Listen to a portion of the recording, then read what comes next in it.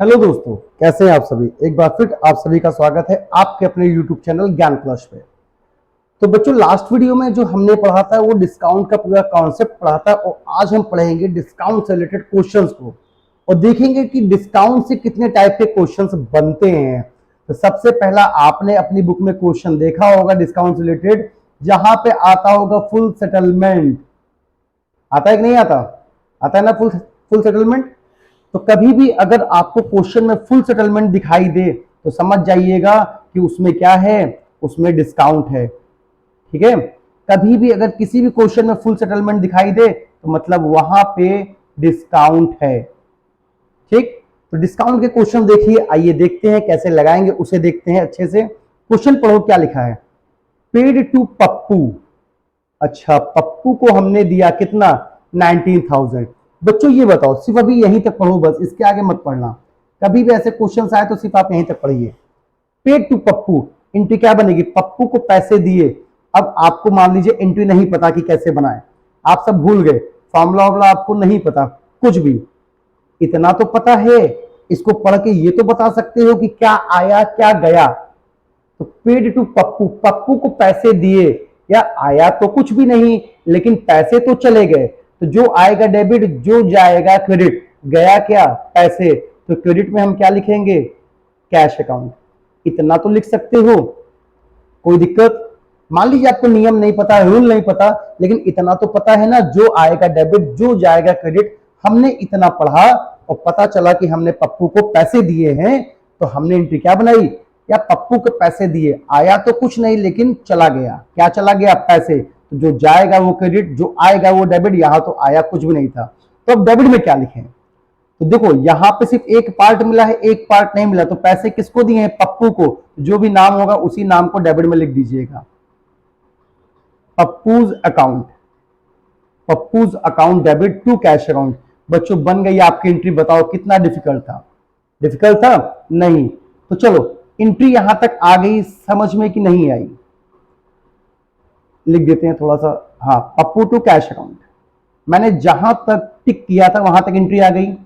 अब आगे देखो क्या लिखा है, इन फुल सेटलमेंट। मैंने आपको क्या बताया? फुल सेटलमेंट के केस में हमेशा याद रखिए क्या आएगा? डिस्काउंट आएगा। क्या आएगा? डिस्काउंट। और कल की वीडियो मैंने आपको सिखाया था कि जहां कैश होगा वहीं डिस्काउंट होगा। कैश और डिस्काउंट दोनों हस्बैंड वाइफ हैं। जहां जहां कैश जाएगा वहीं वहीं डिस्काउंट जाएगा। डिस्काउंट।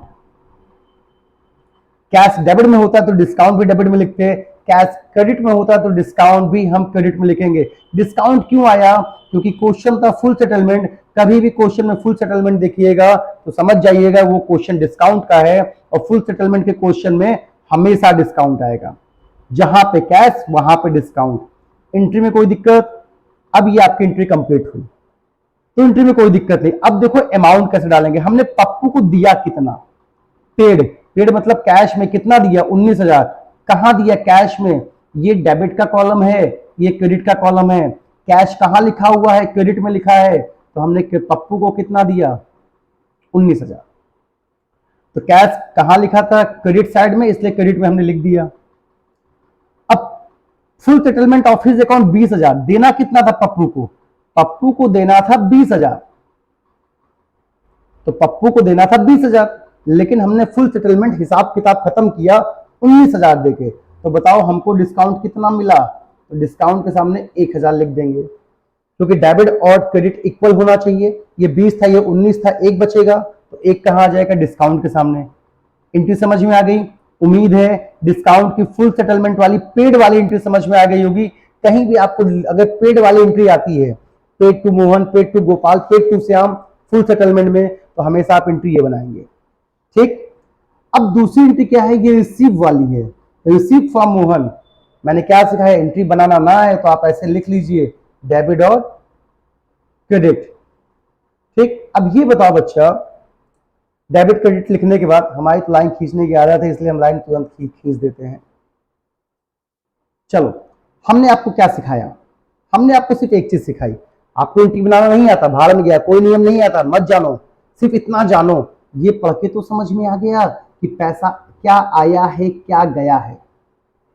बताओ कुछ आया? Receive from Mohan. मतलब पैसा आया।